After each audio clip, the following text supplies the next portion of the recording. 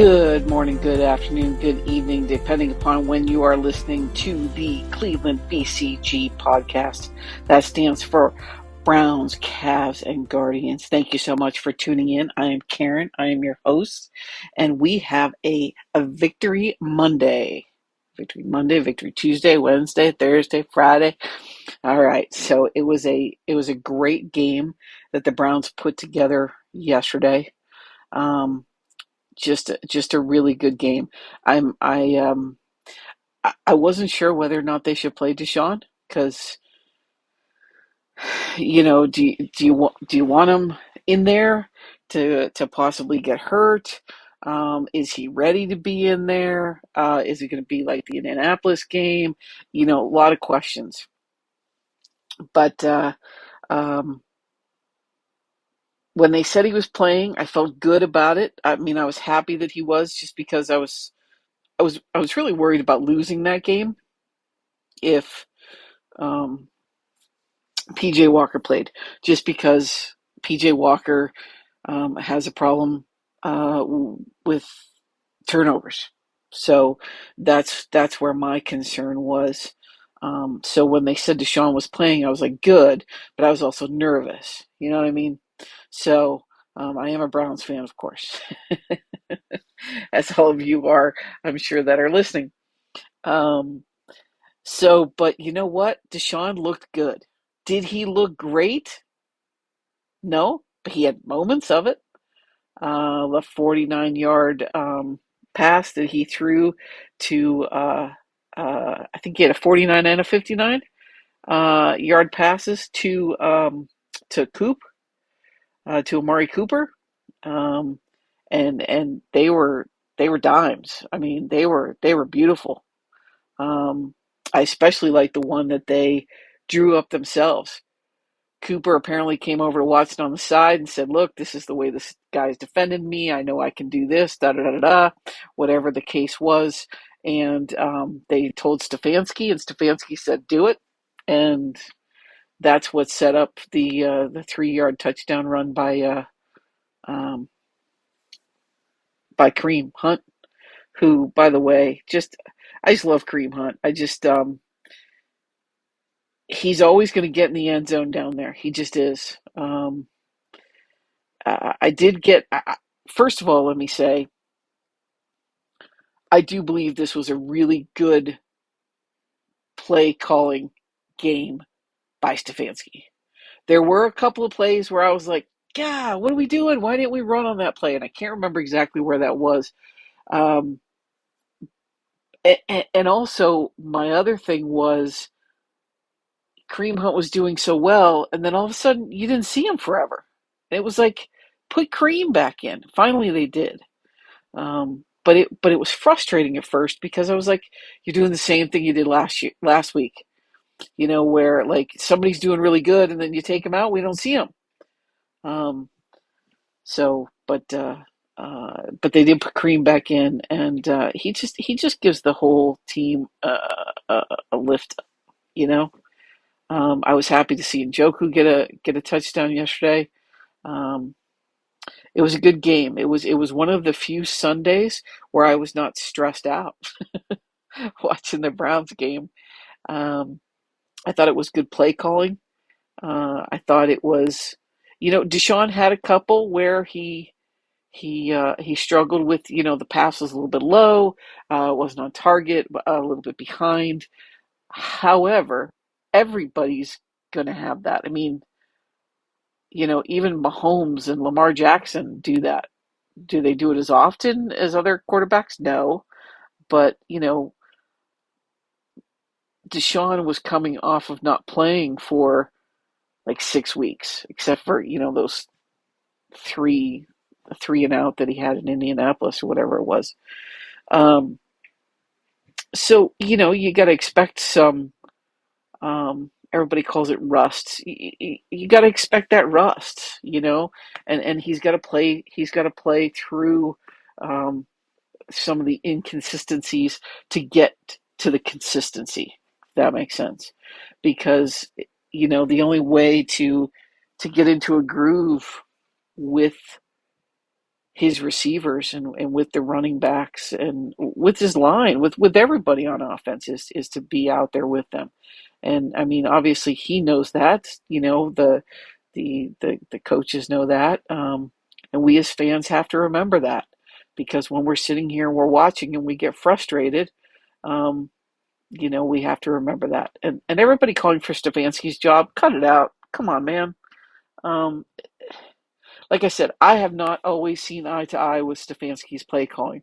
But the only thing I would do right now is take away the play calling from him. But, big but here, I like um, the way he called this past game. So, um, I got no problem with that. And they never let up. That was another thing. He didn't play. I thought for a minute there that he was going to play not to lose instead of play to win, and he didn't. He didn't. And I like that. Um, and even though it was his friend on the other side, because Gannon, the coach for the Cardinals, they are close friends, and even though it was his friend, he did not let up. He could have stopped scoring at 20 points, but he didn't. Um, we kept going, and I was very happy to see that. Not that I want to rub it into anybody's face, but it was nice to see that. We haven't talked at all about the defense. The defense played lights out. I mean, just phenomenal. Just phenomenal. Uh, we had we held the Cardinals to 58 yards. That's it. That's all they got the entire game. The entire game. Now I know it's the Cardinals. I know they had a rookie quarterback, and I know a lot of people are going to be like, "Well, you know what?" But they should have. Okay, that's what should have happened yesterday. But a lot of times in the past, when we would play somebody like the Cardinals or someone in their position, as far as their their win loss, and how they've been playing and all that kind of stuff, we played down to their level. We have done that very often, where we play down to their level. I think we just kind of let up, and we just kind of just you know, that's okay. We'll still beat them, but we don't have to play all you know lights out. We could just that's not how it was yesterday. It's not how it was. We played lights out. Our defense was phenomenal. We held them to 58 yards. We had 7 sacks, 2.5 from Dalvin Tomlinson. Should have been 3. They took it away from him, made it a half. So 2.5 for Dalvin Tomlinson. Um, it was it was great. It was great. Um, I saw a stat today. Most sacks by an NFL player prior to their 28th birthday. Myles Garrett has 84. Number 2 is Reggie White, who played for the Philadelphia Eagles. He had 80. And Derek Thomas, who played for the Kansas City Chiefs, he had 77. Most career sacks by a Brown. Myles Garrett, in 92 games, he has 84. Next closest is Clay Matthews. With 232 games, he has 62 total. 232 games, 62 total. Myles has 92 games and 84 total. And then third is Michael Dean Perry, who had 109 games, and he was 51 and a half. So, just phenomenal. And the most sacks by a Brown after 8 games, the top 3, all Myles. Uh, the year 2021 is number 1. He had 10 and a half. 2019, he had 10. 2023, he had 9 and a half. Just phenomenal. Just phenomenal. Um, in the first quarter, there were no points scored. In the second quarter, we had the 11-yard TD pass to Amari Cooper. That's the one that went off the helmet. And the football gods said, "This is yours this week because we took it from you last week." So, so we made out this week on that one. And heads up, nice heads up by Amari Cooper to follow that ball and to not give up on it. And then we also had two field goals in the second quarter. Third quarter, we had the 5 yard pass to David Njoku, the Chief, for a TD. And then we had in the fourth quarter that very nice drawn up play by Coop and Deshaun, and that went all the way down to the 3 yard line, handed off to Hunt. He takes it in. Just beautiful, just beautiful. So those are the highlights of our scoring, and it was just great to see, and you could see the guys having such a fun time. There's a photo of Miles. I believe it's Dalvin Tomlinson sitting next to him, and I'm not sure who was third. I don't remember. But the way they were just laughing and just having fun, it was so nice to see. And then if you watch the Cavs game, which I'm going to be getting out a podcast for the Cavs next, uh, they gave him a standing ovation. Miles was there. Deshaun was also there, but they called out Miles Garrett because he is, of course, one of the minority owners now of the Cavs. That was made official. I think it was last week they announced it, and so he was there courtside, and the roar of the crowd, the standing ovation that they gave him, just was phenomenal. I mean, that must have been so very cool to be in that arena at the time that happened. I mean, just amazing, just amazing. It's great to see the guys being so happy, and the fans. I mean, the fans are all. I mean, I can't say we're always happy, but we're always proud of our guys. We always support our guys. For the most part, I mean, we will be very critical of them. Don't get me wrong. We all do that, um, but we do love our team. All right, so let's look at some stats here. So overall, um, pass yards was 17 pass yards for the Cardinals, 41 rush yards for a total of 58. That's just that's just awesome.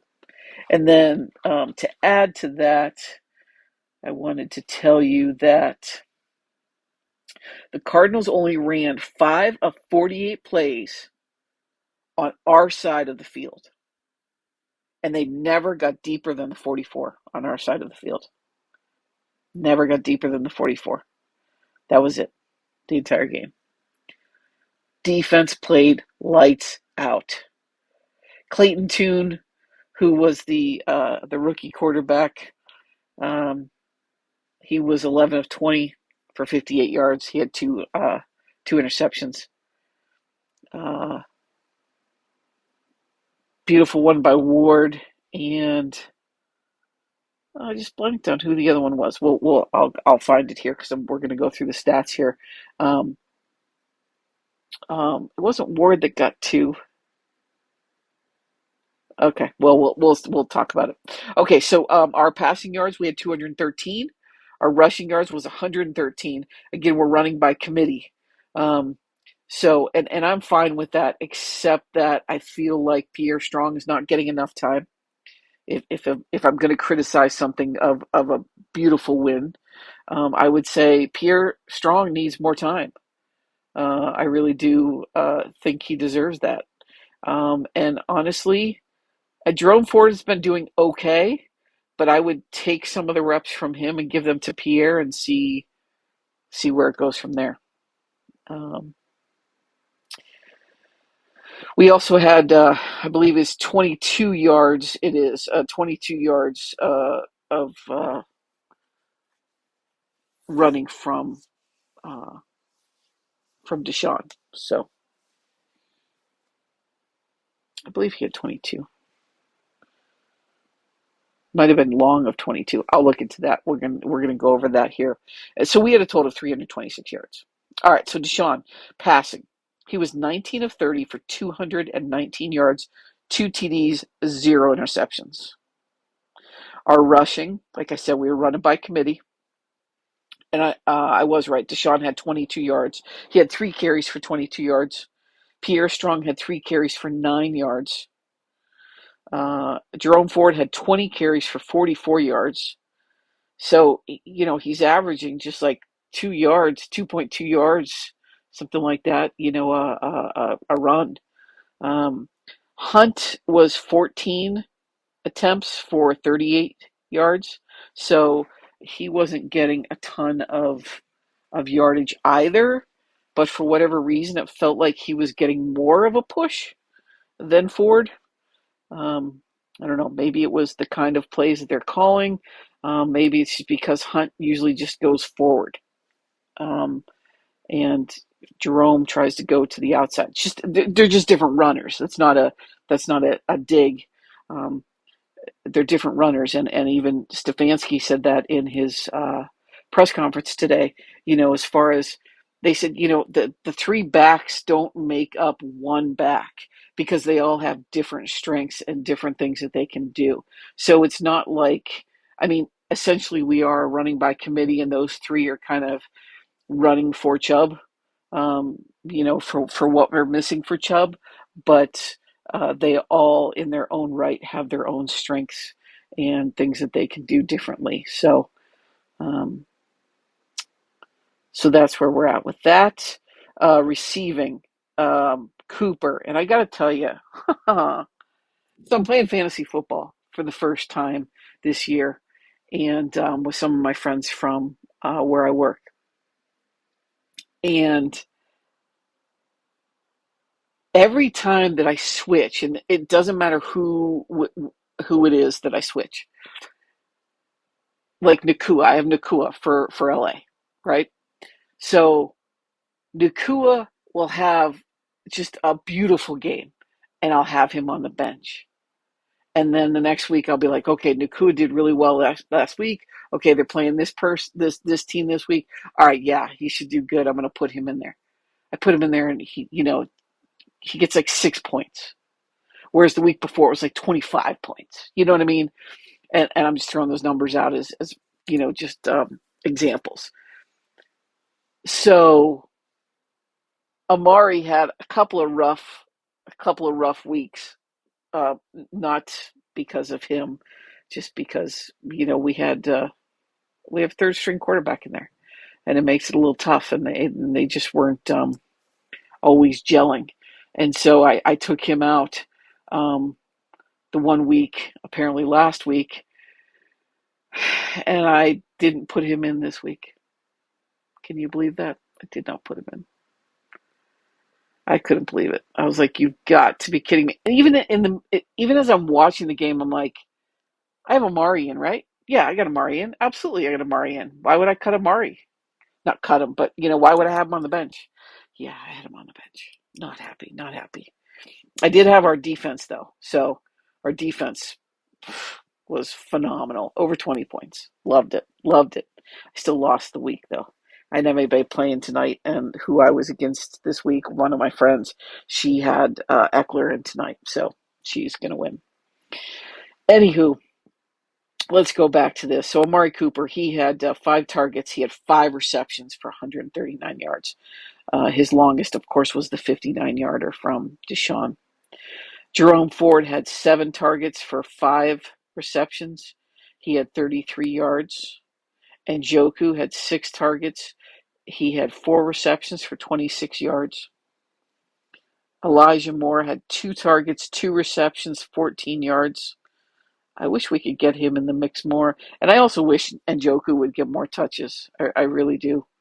Um, I'm thrilled that Cooper got what he got, though, because Deshaun and Cooper, they're together. They got it. They got it. Akins had 3 targets for 1 reception. Tillman had 1 target, 1 reception. Marquise Goodwin, who I hope is doing well today, he went out of the game with a head injury. He got up and just seemed A little off balance. I don't know if that's the word I'm looking for, but he just was kind of out of sorts. And so hopefully he is doing well today, or better than yesterday at least, and on his way back to full recovery um, in whatever happened there. Uh, but Tillman, we got to get Tillman more touches too, man. Marquise, like I said, he was targeted twice, but he did not catch any. Hunt was targeted once, did not catch any. I believe that ball, if I remember correctly, was thrown behind him, a little bit behind him. Pierre had one target, one reception, and he had minus 7 yards. I believe that was um, one of the passes that was kind of like almost, it was behind the line of scrimmage, I believe, if I remember correctly, and they got him. Um, let's go to the defense. Our defense is just phenomenal. Grant Delpit, how phenomenal is that guy? He has just played amazing this year. I'm going to take a swig of water here. He had 8 tackles and a half sack. Cam Mitchell, who's a rookie, had 3 tackles. Shelby Harris had 3 tackles, 1 sack. Zadarius Smith, I was going to call him Z Smith. Z had 3 tackles, 1 sack. Jeremiah Owusu-Koramoah, love to say his name. Love his name. He's such a cool guy too. I love to listen to him talk. I love to watch his interviews. He had 3 tackles. Denzel Ward had 2 tackles, 1 interception. McLeod, 2 tackles. Tomlinson, 2 tackles, 2.5 sacks. That's Dalvin Tomlinson. Thornhill had 2. Taki. How could I forget Taki? Taki had 2 2 tackles, and he had the interception.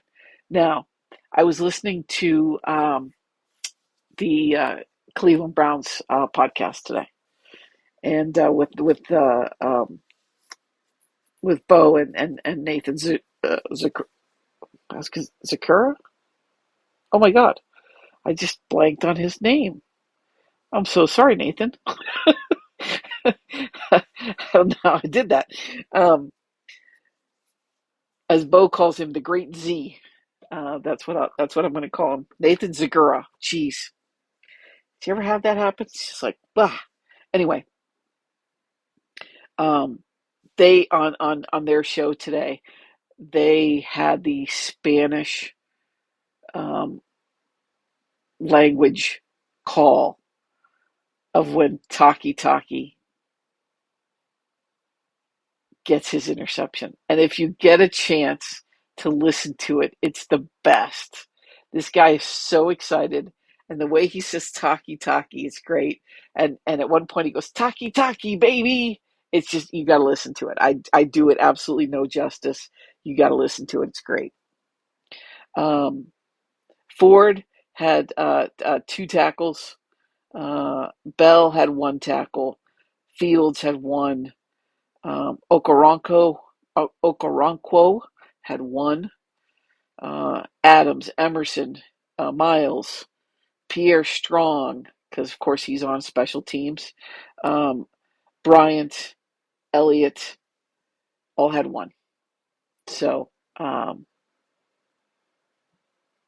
those are all those are our guys. So everybody had a hand in it. I mean, Grant Delpit, 8 tackles. I mean, he was all over the place. He was phenomenal. He's been phenomenal this whole season. He is really, this is his season. This is his season where he is just playing lights out.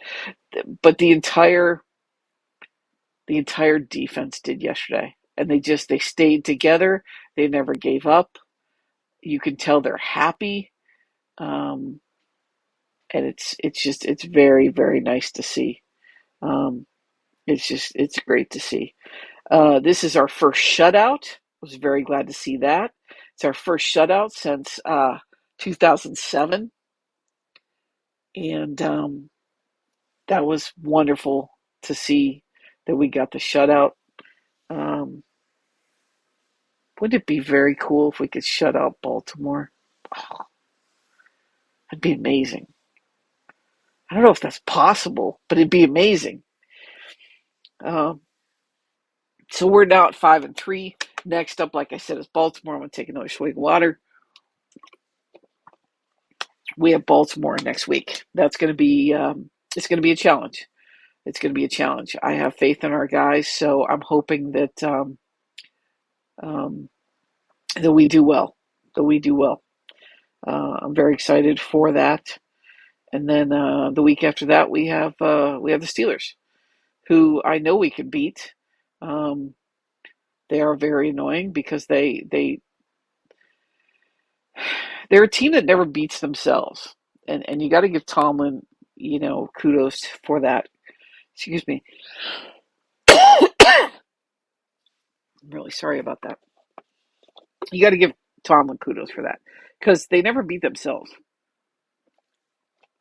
um, and they always seem to find a way to win, and it's really annoying. It's really annoying, but hopefully in 2 weeks they will not be able to do that. I'm counting on our defense and our offense to not let that happen. So um, I know that they want it probably even 100 times more than I do, just because they're the ones that are playing in the game. But um, I love my brownies, and I want to make sure that they are successful. So that's where we're at. Let me see if there's anything else I was going to add for you. I made some notes and things here. Um, I went through total yards. Oh, turnovers. We had zero turnovers. We had zero turnovers. We protected the ball this week. Whereas, of course, on the other side, they had three turnovers. First downs, we had 17 first downs. They only had seven. Time of possession, we had 36-25. They had 23-35. Sending out positive thoughts and for fast healing for Jedrick Wills, our left tackle, who went out with what seems to be a right MCL, is what I heard last, which means that he will be on IR for 6 weeks, but they do expect him to be back. So that is good news. Um, and Marquise Goodwin has a head injury, and hopefully he is doing well. I haven't heard any updates on him. Hopefully he is doing well and is recovering from that, and hopefully we will see him. If not the week of Baltimore, hopefully we'll see him for the Steelers, and we may see him for Baltimore. I don't know.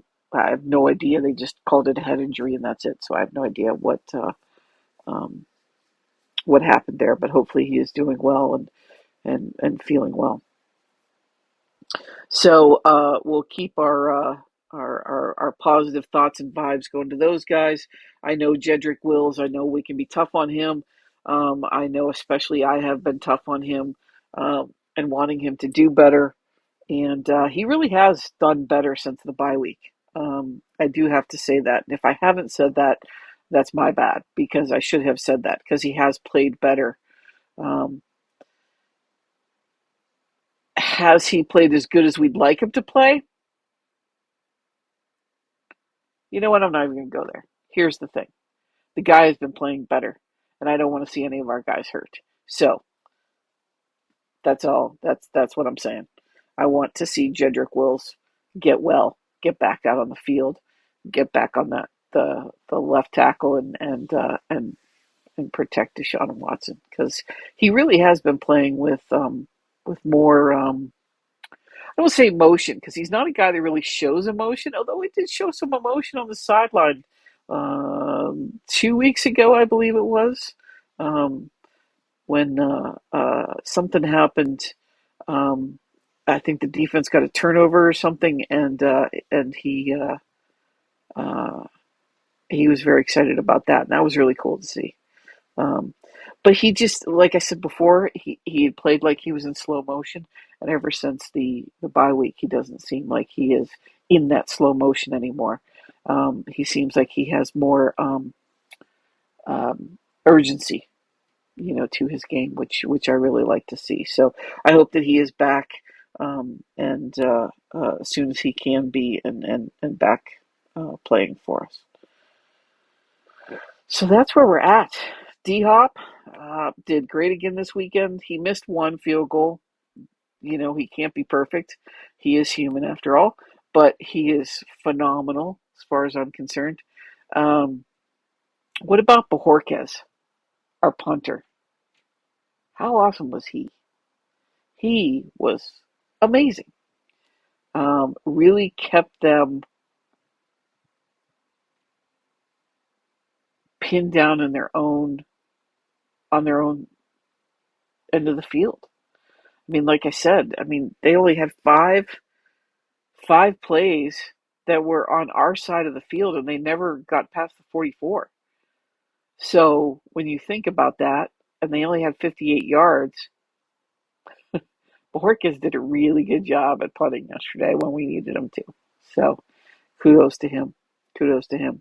I haven't heard anything about special teams or offensive or defensive players of the week, but I would love to see Bojorquez um, get special teams. We'll see what happens. All right, Browns fans. Also, let me say this, and I'm going to do a podcast about this. I want to get his name correct. The Guardians have hired a new manager. We have Stephen Vogt. He is going to be the 45th manager in franchise history. He was a Major League Baseball catcher from 2012 to 2022. Last year, 2023, he was the Mariners bullpen and quality control coach. So, looking forward to learning more about him. I like that we got a young manager. I think that's important. I like that he just came off of playing because I really think that it's a matter of just like Tito did, the being able to relate to the guys. Um, I think even having a younger manager may even, I don't want to say be better because how can you be better than Tito? Tito was amazing, but will benefit him like Tito had, the wonderful relationships with the players. So yes, so that's other news there. Um, the Cavaliers, and like I said, I am going to be doing a podcast for them, an episode just for them, for the past few games. Um, we we won last night against the Warriors. I was very worried because we have not been playing the best. I shouldn't. We haven't been winning. We haven't been winning. I don't think we've necessarily been playing very bad. Just we haven't been winning. Um, and I'll just say this: Donovan Mitchell has been playing really well, and he needs more help. The guys around him need to help him out more. Uh, I'm hoping that as time goes on, Struess and Niang will. You can already see them starting to get more comfortable and to make more plays, to make more baskets. But I'm looking forward to even more in the near future here. So, but like I said, we'll get into that in another podcast. But for now, the Cleveland Browns beat the Arizona Cardinals 27-0. The defense played lights out. Deshaun looked good. Amari was amazing. Special teams played awesome. It was an all around team win. It was great to see. It's great to see. So, thank you very much for tuning in to your Cleveland BCG podcast. please let your friends and family know about this podcast. You can also get it on iTunes and Spotify, pretty much wherever you get your podcasts. Leave any comments. Give us 5 stars wherever you can. We appreciate it. And we will talk to you soon. All right, Browns fans, take care. Have a great week.